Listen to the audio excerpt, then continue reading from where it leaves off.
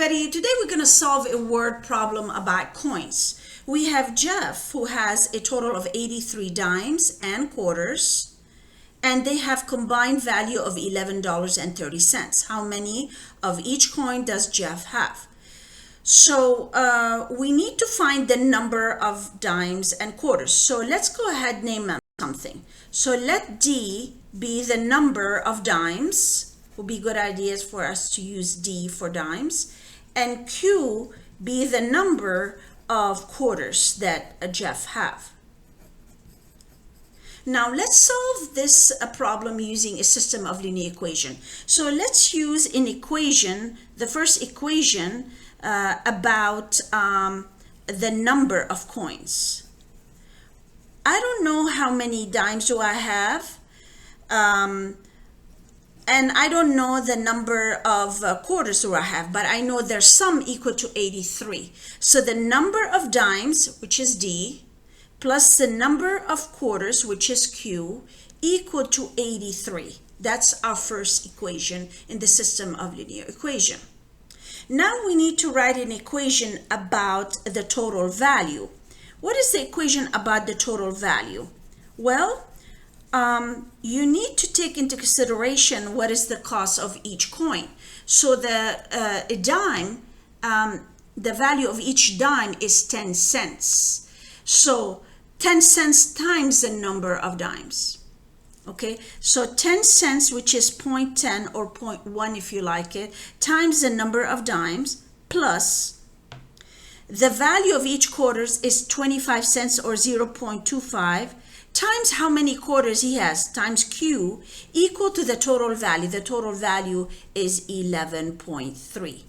So here we have a system of linear equation. D plus Q equal to 83, and 0.10 D plus 0.25 Q equal to 11.30. So you can solve the system either by the substitution method or elimination method.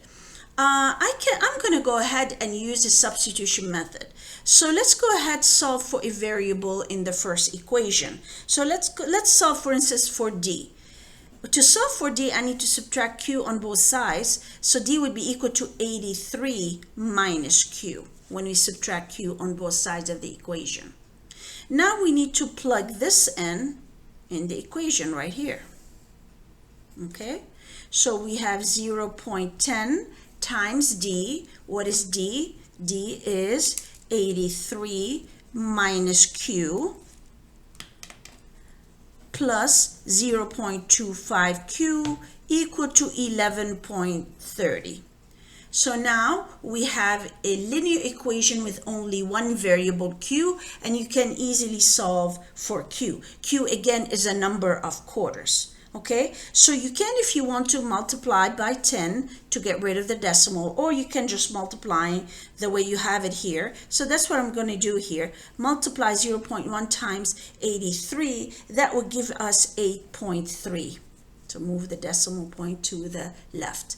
Minus 0.1 times Q, that's 0.10 Q or 0.1 Q as you wish, plus 0.25 Q equal to 11.30.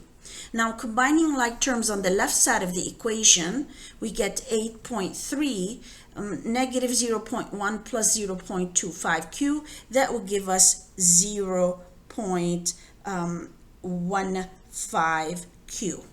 Oops, sorry, 15 Q. Equals to 11.30. Now solving for Q, we need to subtract 8.3 on both sides of the equation, or 8.30 if you like, and this cancels, and you're left with 0.15 Q equal to 11.30 minus 8.30. That will give us 3. And now dividing by 0.15 on both sides of the equation to solve for Q, you can go ahead and use your calculator if you like, and Q gives us 20. So Q, the number of quarters that Jeff have is 20. So he has 20 quarters. So you can plug in 20 in either equation, either in this equation or this equation, or what you made up here. This is the easiest if you notice. So it would be good ideas for us to plug in Q here. Q is 20. That's 83 minus 20, which is 63. So Jeff has 20 quarters and 63 dimes. Oh, sorry. 20 quarters and 63 dimes.